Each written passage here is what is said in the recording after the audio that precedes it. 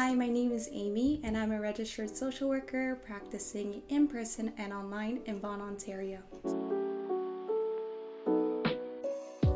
So, I specialize in intergenerational trauma. So, I often see clients who have who lived in families growing up, and their caregivers or parents often struggled with their own mental health, or there were some environmental factors that made the living situation unsafe or chaotic. And so often I work with clients who are adults now but grew up in those kind of situations or environments as children, and they have learned specific protective mechanisms or coping mechanisms that are no longer supportive of their adult lifestyle that they would like to address. And so some of those modalities might include CBT, so cognitive behavioral therapy, for clients who really like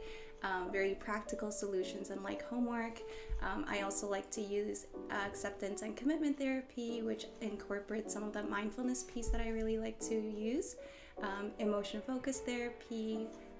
Another one is narrative therapy, and I guess the last one that I really like to pull from for the trauma piece would be internal family system.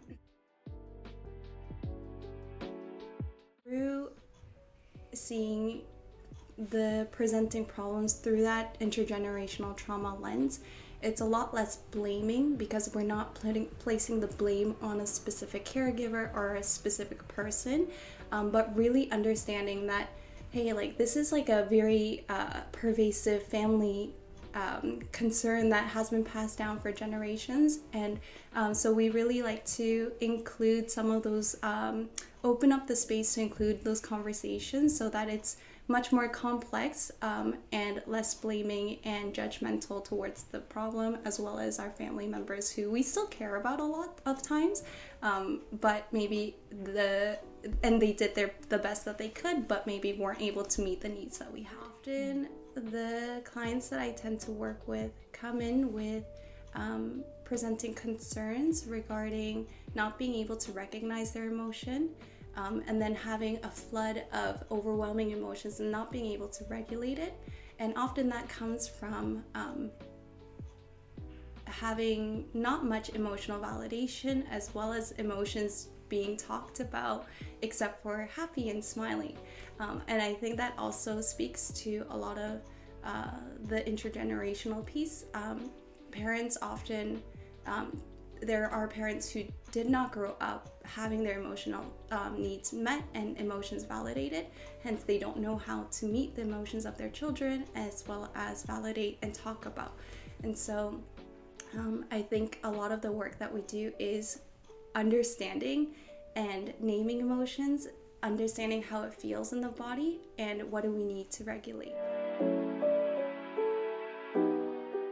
I really like to reassure the client that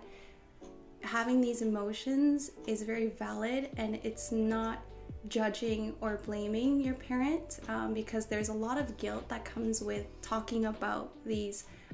issues that they've experienced, and there's a lot of guilt, like my parents were able to provide in all these ways and they did their best and they didn't have much growing up, and so I know they sacrificed so much for me, so it feels so wrong and I feel so bad, like a bad kid or a bad daughter or a bad son, to really be talking about what they couldn't do when they did so much for me. And so I think bringing up those emotions is very difficult in the first session, and so I like to reassure that this is your emotion and it's very separate from what they were able to do, because we're still validating that they did their best, but you having those emotions is still valid and they need to be talked about and they need to be processed in their own ways. And so I think that's often the conversation that helps get the therapy started.